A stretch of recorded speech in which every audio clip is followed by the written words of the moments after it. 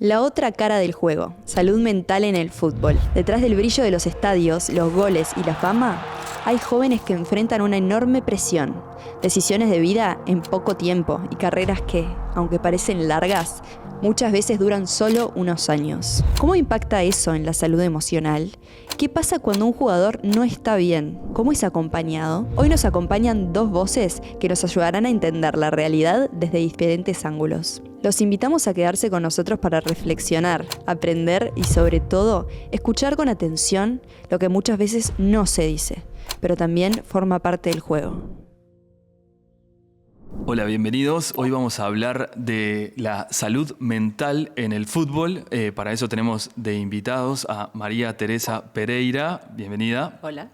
Psiquiatra de MP, y tenemos a Nicolás Baba, que es psicólogo especializado en fútbol, que además dirige el programa Más Mutual de la Mutual de Futbolistas Profesionales de Uruguay. Bienvenido. Muchísimas gracias y gracias por la invitación. Bueno, también contarles que teníamos invitado a otro futbolista que había tenido un caso de depresión y que, bueno, a último momento nos mandó un mensaje diciendo que no podía venir, y creo que también de alguna manera retrata Un reflejo. Sí, la situación que estamos viviendo. También intentamos contactarnos con varios exfutbolistas o futbolistas que habían pasado por lo mismo y no quisieron venir a dar su testimonio. También de alguna manera reafirma por ahí la vulnerabilidad que se tiene que exponer en estos temas, así que está buenísimo poder hablar abiertamente con profesionales de la salud respecto a este tema tan común hoy en día, que es la depresión, la ansiedad en los jugadores de fútbol y en todos y en muchos jóvenes. Sí, queríamos arrancar también preguntándote, Nicolás, ¿cuáles son las cifras que se manejan en la Mutual dentro del programa que dan ustedes, de casos que llegan futbolistas con depresión o ansiedad o salud mental, digamos? Ok, bueno, un gusto. Bienvenidas a estas instancias también para comentar estos temas y para conversar. Respondiendo a tu pregunta, en estos casi 4 años que tiene el programa, son unos 400 casos, más de 400 casos de procesos individuales de consulta que tenemos, que son procesos que van entre 6, 8, 10 sesiones. Y bueno, no todos están relacionados obviamente a depresión o ansiedad, sino que son múltiples factores, muchas veces también la necesidad de los futbolistas de conversar o de sus entornos, porque nosotros también trabajamos con las familias, ¿sí? Muchas veces hay distintos emergentes o situaciones también de crisis que hemos tenido que ir abordando, cada vez con menos frecuencia, eso es real. Entonces eso nos reafirma la importancia de tener dispositivos como este, que realmente otorgan una respuesta a la necesidad, pero en concreto, respondiendo a la pregunta, son unos más de 400 procesos individuales, más también mucho trabajo en talleres, en distintos dispositivos de capacitación, que creo que también van haciendo crecer esa cifra, porque se entiende que el dispositivo no es solo para aquel que tiene un problema gravísimo, sino para aquel también que requiere tener un espacio de escucha, de consulta o de manejo de determinadas situaciones que quizás se le están yendo un poquito de las manos. Entonces, me parece que está bueno señalarlo por ese lado. ¿Cuáles son los primeros síntomas que aparecen en un jugador que necesita ayuda? Mira, muchas veces el tema de la ansiedad o aspectos que tienen que ver con aspectos depresivos sí aparecen. También aparecen mucho las lesiones, que muchas veces tienen un componente también emocional. Hay también aspectos de ludopatía que hoy en día están jugando mucho, para la redundancia del término, en los futbolistas en particular, creo que en la sociedad en general. Con las apuestas digitales, digamos. Las apuestas digitales, también con el casino. Sí. Te diría que de esos 400 casos, el 50% tiene alguna vinculación con este tema, lo cual es una cifra muy grande. Y en definitiva, lo que estamos viendo es que ese síntoma en realidad tiene por detrás algo que nosotros vemos muy seguido, que es como una sensación de vacío en los futbolistas, ¿no? Como un vacío con sus vidas, porque bueno, tiene que ver con toda la cultura que hay detrás del fútbol en Uruguay, con esto hablábamos recién atrás de cámaras de mi hijo, el futbolista, y que todas las fichas se ponen a ese niño inicialmente en que él sea futbolista y en definitiva no tenga ningún margen de acción sobre la toma de decisiones de su vida, tanto en lo más importante, que es qué voy a hacer de mi vida, a qué me voy a dedicar, como después en la cotidiana, bueno, qué voy a comer, dónde voy a dormir, quién me va a entrenar, a dónde voy a jugar, etc. Empiezan primero los padres y después un entorno cada vez más grande e influyente, a dirigir totalmente sus vidas. Entonces, hay momentos en que lo vemos con los profesionales, pero obviamente también con un montón de gurises que quedan por el camino. A mí me dijeron que tenía que hacer determinada cosa con mi vida y la hice durante 20 y pico años, pero hoy en día no sé si ni siquiera si tengo ganas de que mi vida sea así, por más que sea un futbolista exitoso, ¿no? Claro, ahí entiendo también la importancia del abordaje con los familiares, ¿no? Pero también uno puede pensar cuando llega a primera división un jugador, después de todos sus esfuerzos, incluso teniendo determinado éxito, ganando títulos, un jugador puede caer en depresión. ¿Por qué pasan esas cosas? ¿O cuáles son los casos que has tenido? ¿Cuáles son los motivos, digamos?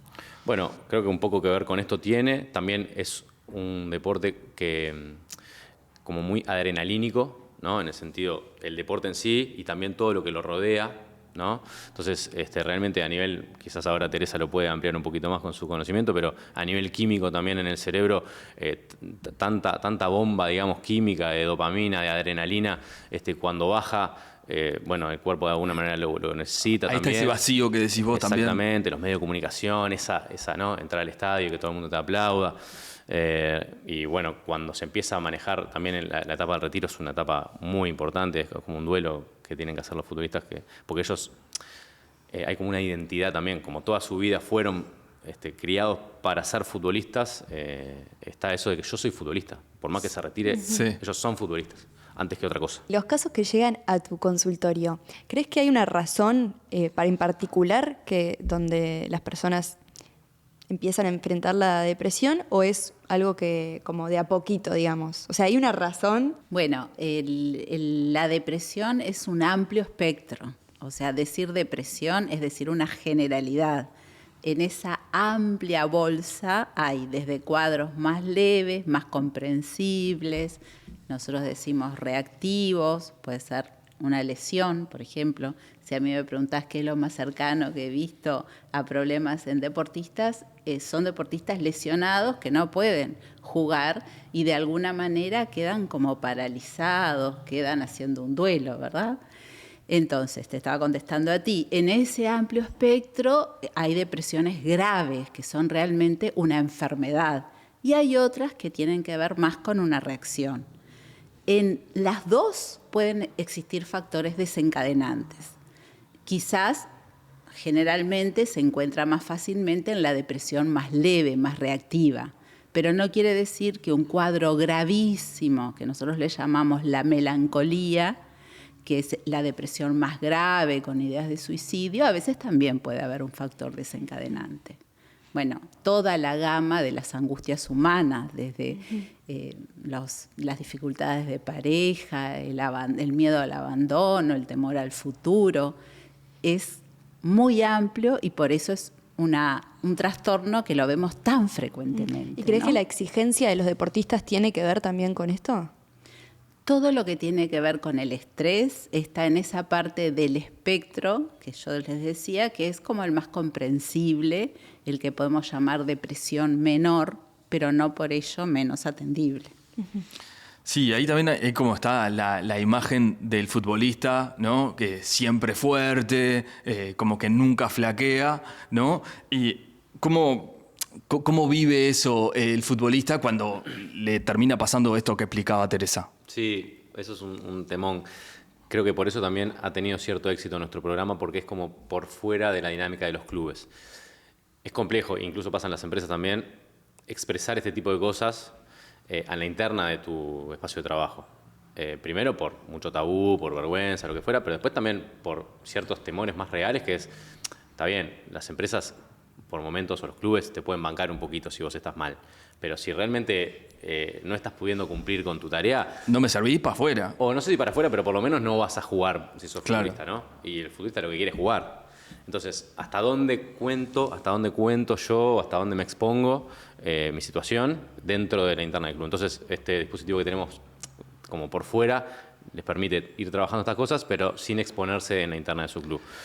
Creo que ahí reside un poco también esta cantidad de consultas o de procesos que hemos tenido, cuando antes se decía en realidad que los futbolistas, justamente por esto que vos decís, no consultan o no saben hablar o no quieren hablar. Yo creo que no era así, sino que había que encontrar un dispositivo que respondiera a esa dinámica, ¿no? Faltan espacios, digamos, para que puedan hablarlo. Sí. Es súper interesante porque queremos saber cómo funciona en la interna de los grupos. ¿Hay cierto compañerismo? ¿Los chicos se escuchan entre sí? ¿O son temas como que por la hombría o por estos miedos de que me dejen afuera no se hablan? Históricamente, no, en los planteles de fútbol es difícil encontrar conversaciones muy profundas o en las dinámicas más de llevada a los complejos. Es real que falta como ese espacio. Creo que hoy en día también una cosa que hemos logrado es como capacitarlos en la escucha, bueno, o en identificar algunas señales en los demás. Entonces, hoy en día, por eso te decía que también que tenemos cada vez menos situaciones de riesgo, porque como son muchos, muchas veces no nos llama directamente la persona, sino nos llama otro del plantel. Che, mirá que lo vimos a tal, no sé cuánto, ¿viste? Entonces se va armando como una red de prevención. Que creo que es replicable después a nivel más social en Uruguay en general, con todos los problemas que estamos teniendo y que charlábamos recién con Teresa, que está totalmente desbordado el sistema de salud, ¿no? Especialmente con la salud mental, especialmente a partir de la pandemia. Teresa, vos nos contabas hace un ratito que están desbordados. ¿Cuál es el punto de quiebre donde las personas dicen, ok, necesito ayuda? ¿Cuándo la persona decide realmente acudir a profesionales de la salud? En general hay un largo tiempo de espera antes de animarse a ir a un psiquiatra. Quizás a un psicólogo hay menos prejuicios, pero al psiquiatra realmente las personas que llegan a la consulta tienen síntomas desde hace meses o incluso años. Muchas veces los obliga, por ejemplo, el tema del insomnio, no duerme. De alguna manera se le hace imposible funcionar. El médico general no sabe bien cómo medicarlo, lo deriva, prefiere que lo vea el psiquiatra y vienen por insomnio, por ejemplo. Muchas veces vienen por ideas de suicidio, muchas veces traídos por la familia. O vienen porque no tienen energía, no tienen ganas, están faltando a trabajar, están faltando a estudiar. En general vienen por síntomas pesados, digamos. Es muy poca hoy en día la consulta en psiquiatría, donde tienen que esperar a veces 2, 3 meses de personas que vengan por motivos banales. En general es muy justificada la consulta y realmente los psiquiatras a nivel de las mutualistas no están dando abasto. Y esa larga espera que vos mencionás, ¿tiene que ver más con un prejuicio de que me va a mandar una medicación o a qué le ves, o simplemente le cuesta ese empujón de pedir ayuda, digamos? En la gente más veterana, digamos, a veces todavía queda un prejuicio de que el psiquiatra es para los locos, ¿verdad? Sí. En los jóvenes los veo mucho más abiertos por el mismo tema del consumo de sustancias que tienen muchos de sus amigos, saben mucho a veces de farmacología, saben del ribotril, conocen algunos psicofármacos, están mucho más abiertos. Creo que simplemente es si hay una depresión grave, muchas veces es el propio desgano y la propia falta de energía que hace que no tengan ganas de entrar a una aplicación en el celular en los viernes 6:30 de la mañana, que es cuando dan horas para psiquiatría, ¿verdad? Creo que encuentran un obstáculo, una valla, no está facilitada la consulta. Y luego de la pandemia, ¿los casos se intensificaron? Muchísimo.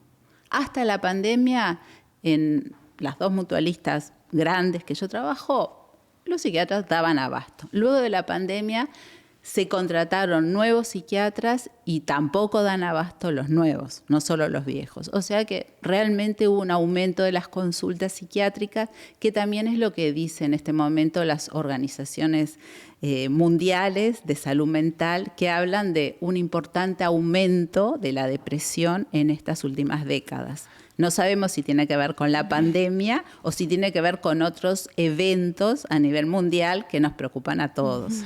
Nicolás, ¿y cómo es tratar a un futbolista que está en pleno ejercicio, o sea, está compitiendo en ese momento, cuando está atravesando una depresión? Porque supongo que la confianza adentro de la cancha es un montón, es casi todo, además de, obviamente, el talento, el entrenamiento físico, pero si vos no estás confiado a la hora de hacer un pase, un centro, te va a perjudicar adentro de la cancha. Entonces, ¿cómo se trata a esos futbolistas? En el equipo tenemos psicólogos más clínicos, llamémosle de alguna manera, y psicólogos del deporte. Entonces tratamos de conjugar un poco ambas disciplinas en la misma persona, digamos, y de acuerdo un poco a la situación, ver cómo interrelacionamos ambas especialidades.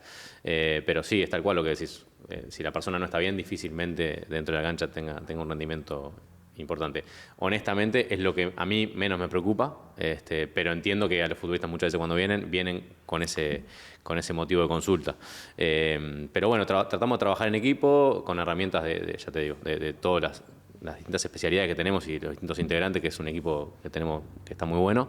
Y bueno, viendo cómo damos respuesta a cada situación. Cada situación es particular, si bien vemos muchos patrones que son bastante comunes a todos, ¿no? Como te venía diciendo hace un rato, y muchas veces el motivo de consulta sí es el rendimiento deportivo, pero en realidad eso es, digamos, tiene que ver con un montón de cosas que le están sucediendo o que le sucedieron durante su vida, más allá de que también desde la psicología del deporte le podemos brindar algunas habilidades o algunos entrenamientos específicos para que mejoren esa habilidad en concreto. ¿Cuáles son esos entrenamientos? Bueno, entrenamiento mental, podemos armar un curso si querés, pero tiene que ver con el autodiálogo, con ejercicio de relajación, de visualización, con entrenamiento de la confianza, de la concentración, de la atención. Pueden ser ejercicios en campo también, por ejemplo, cuando tenemos a los futbolistas que están libres, que entrenan en el complejo de la Mutual 4 o 5 meses al año, ahí podemos hacer ejercicios en cancha con ellos. Digamos, la figura del psicólogo deportivo debería estar hoy en día mucho más utilizada en los clubes. Lamentablemente, por lo que estamos viendo, creo que en los clubes de primera, en este momento, en funciones, creo que hay 1 o 2, nada que más. son parte del cuerpo técnico, decís vos. Sí. Ahí va. Después hay un par más que están trabajando, pero están ahí subutilizados totalmente, y después no hay. Esa es la verdad. Entonces también falta como una cultura a nivel general de entendimiento de la importancia de todo esto. ¿Y eso vos entendés que es más, depende de los clubes o del cuerpo técnico, digamos, para incluir a esos psicólogos deportivos? Yo creo que deberían ser los dos, y creo que falta capacitación en ambos. De la parte de los clubes creo que no hay hoy en día prácticamente la más mínima importancia respecto a esto, y en los cuerpos técnicos en Uruguay también muy poco, esa es la verdad. Y una autoestima que vivió una situación de depresión, ansiedad, ¿cómo reconstruimos la autoestima después de haber pasado algo así? Y bueno, depende un poco el enfoque que se encuentre por detrás, pero entiendo que, bueno, de alguna manera historizando un poco su historia, la redundancia, sus vínculos primarios, reelaborando un poco toda esa situación y también conectando con el presente. Obviamente que lo que ofrecemos nosotros hoy en día en la Mutual es un dispositivo focal, ¿no? No es una psicoterapia. Claro. Si algunos casos requieren psicoterapia, ahí vemos con las mutualistas o con ACE o con particulares cómo hacer. Pero hay casos que sí lo requieren, aunque en el 85 más o menos % de las situaciones con este enfoque focal, valga la redundancia, logramos que la persona de alguna manera se reinserte nuevamente en su ámbito y bueno, pueda visualizar la realidad de otra manera. Y cuando, por ejemplo, a un futbolista le toca a ir con una psiquiatra, la medicación que puede llegar a tomar, ¿le influye en su rendimiento, en su entrenamiento físico? En ese caso se elegiría medicación que no influya, que hay mucha, ¿verdad?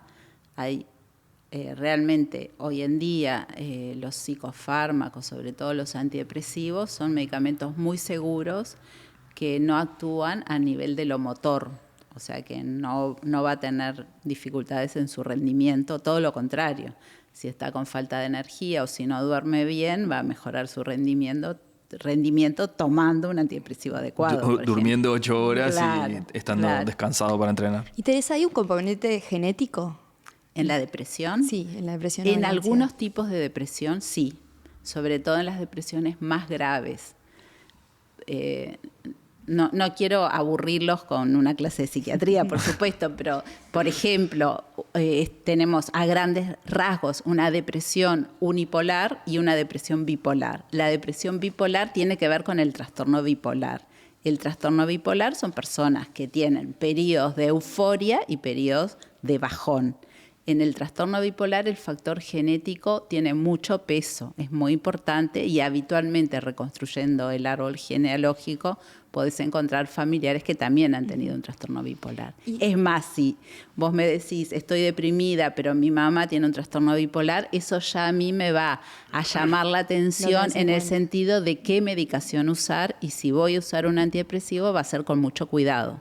En cambio, en una depresión unipolar que no hay antecedentes de bipolaridad, puede usar más tranquilamente el antidepresivo. Perfecto. Y cuando alguien va a consulta, ¿a quién fue la primera persona que le contó lo que le sucedía? Como hay un caso que se repita, por ejemplo, siempre van y le cuentan a sus amigas o siempre van y le cuentan a algún profesional.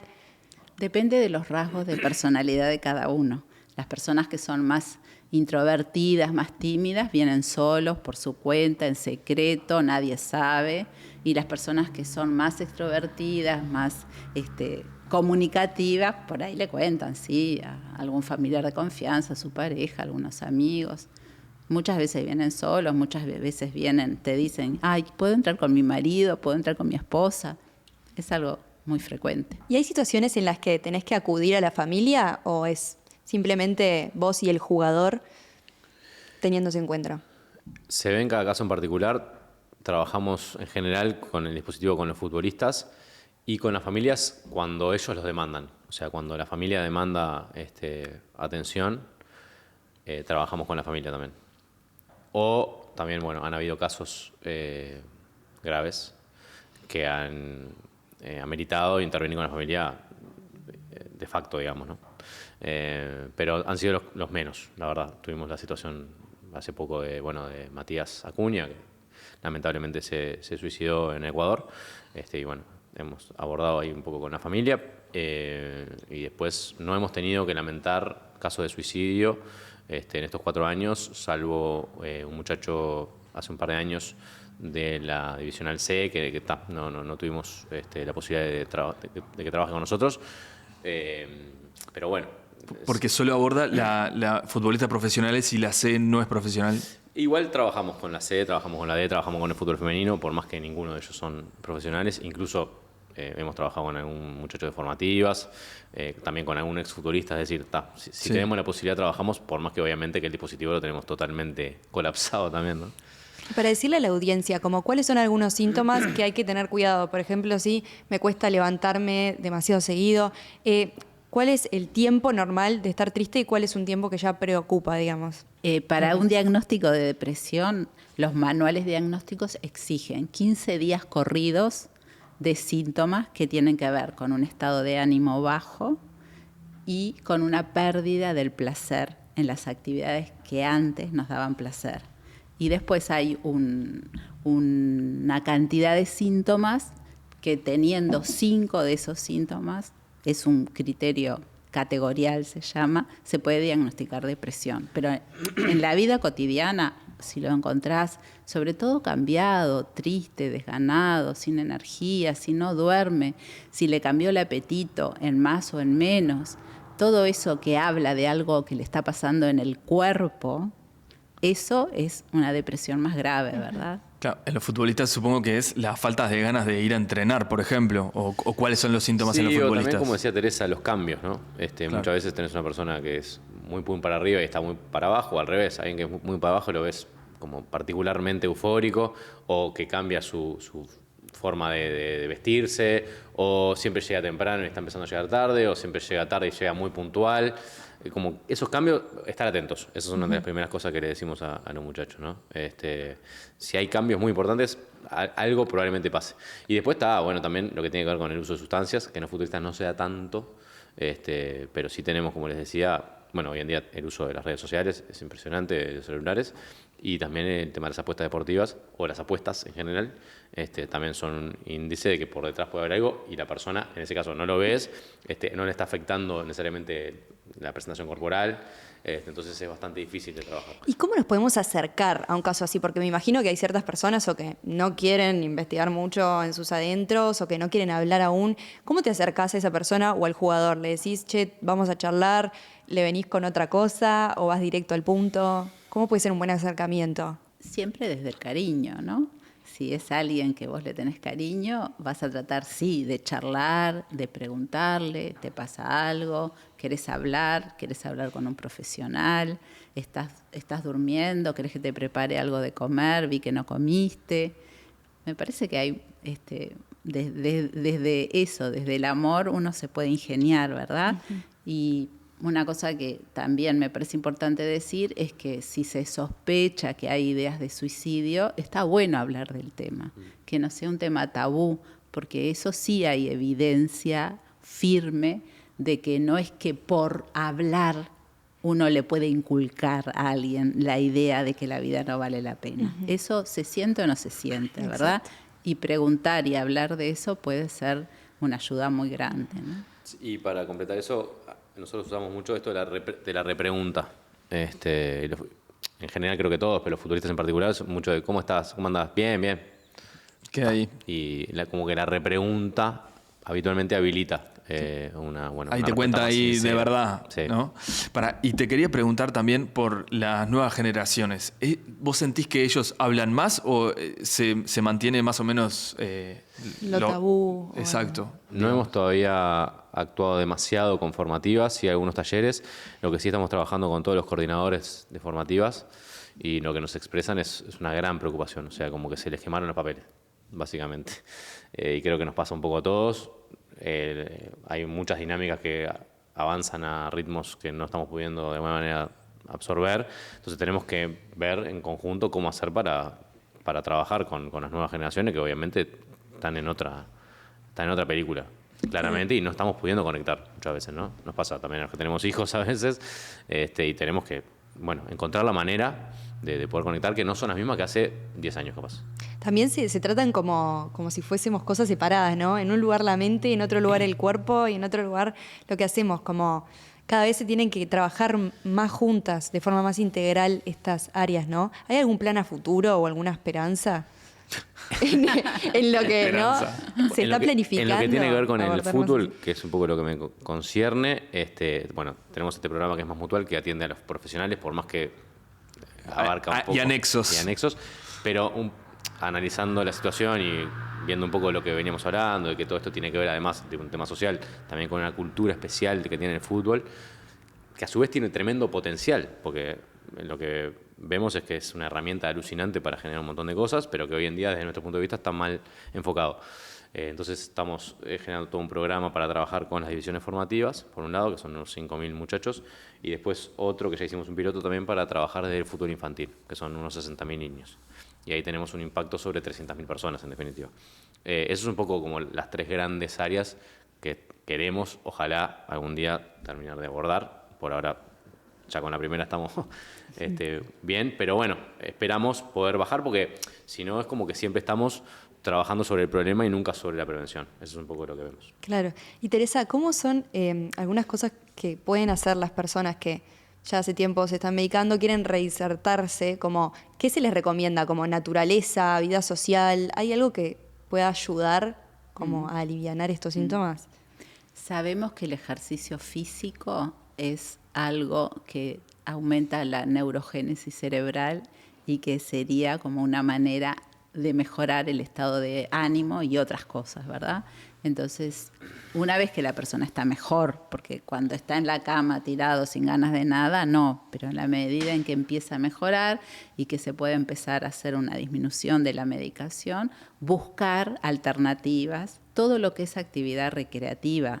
Nosotros, las personas, muchas veces estamos muy centrados en el trabajo, y la salud mental ideal sería dividir el día en 8 horas de sueño, 8 horas de trabajo y 8 horas de actividades recreativas.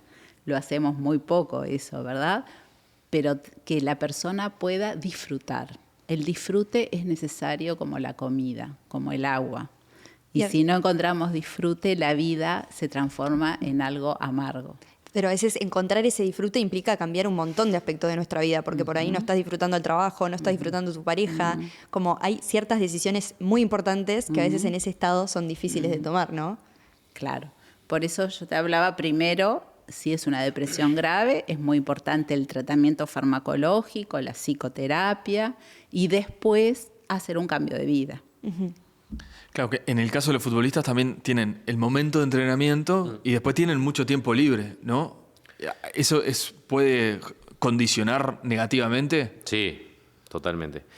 Por eso también dentro de este programa estamos insistiendo mucho en lo que tiene que ver con la formación y la educación. Primero porque parten muchas veces de estudios que fueron abandonados, etcétera, pero además para también como llenar ese tiempo de ocio, que muchas veces también hay entrenamiento invisible, es real, el futbolista o el deportista necesita su momento de descanso quizás más que otros, por ejemplo una siesta, etcétera. Pero es real que a nivel como intelectual, después habitualmente no hay contenido que también le sirve a la hora de no rumiar en el pensamiento permanente del partido que viene o el partido que pasó o el error que cometí. Entonces dividir un poco el cerebro, por lo menos en dos, con otra actividad que no tiene nada que ver y que lo saca un poco de eso, también es muy importante. Aparte termina también cayendo como, supongo que en el celular, como caemos todos, ¿no? Y ahí también termina pasando, no sé, después te vas a las apuestas, al problema de las redes. Que sí, no aparte ahí también Teresa capaz que lo puede explicar mejor, pero los niveles de dopamina o el circuito de placer constantemente estimulado, hiperestimulado, tampoco es un descanso. Uno piensa que como está con el celular está descansando y en realidad no está descansando el cerebro. Entonces también eso empieza a afectar después el sueño, un montón de cosas que también sin darte cuenta, porque no lo ves, te empiezan a afectar y decís, pero ¿por qué? Yo estuve todo el día en casa. O incluso, estuvimos trabajando mucho con los doctores que están habiendo muchos casos de ligamento cruzado roto, por ejemplo. Y se encontró un estudio en España que hoy en día conecta eso con el ocio que tienen los futbolistas incluso después del entrenamiento. O sea, están 2 horas entrenando y 15 horas en la cama tirados con el celular. Entonces, esa falta de actividad también empieza a generar problemas físicos que, hoy en día estamos viendo las consecuencias. Vi una imagen muy interesante en redes sociales, creo que era los tipos de descanso, como si vos trabajás en la mente muy activa, descansando la mente. Si trabajás sentado, tu descanso tiene que ser activo, como anda a correr, anda a caminar.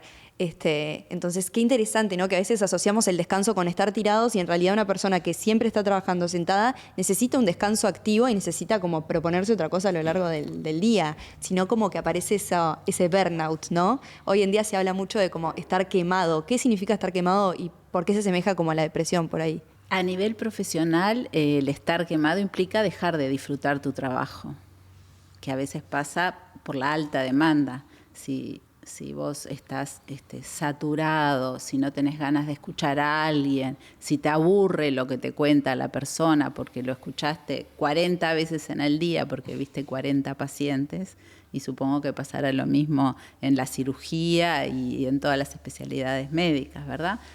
Como que en ese momento donde ya no te interesa la persona que tenés enfrente, te tenés que ir de licencia, tenés que certificarte, pero no podés trabajar. Bueno, muchísimas gracias a ambos por haber estado con nosotros. Si querés, para cerrar, tirar algunos tips de cosas simples que podrían marcar una diferencia respecto a esos síntomas de depresión para cambiarlos o mejorarlos. Desde mi punto de vista, y creo que un poco lo que venimos haciendo, es pedir ayuda, saber que está bueno hablar, sacarlo de adentro, generar red. Y un poco por ahí, creo que eso es lo más importante en todo lo que tiene que ver con la salud mental. Muchísimas gracias por acompañarnos a los dos y nos vemos en un próximo episodio de MF Talks. Muchas gracias. Gracias.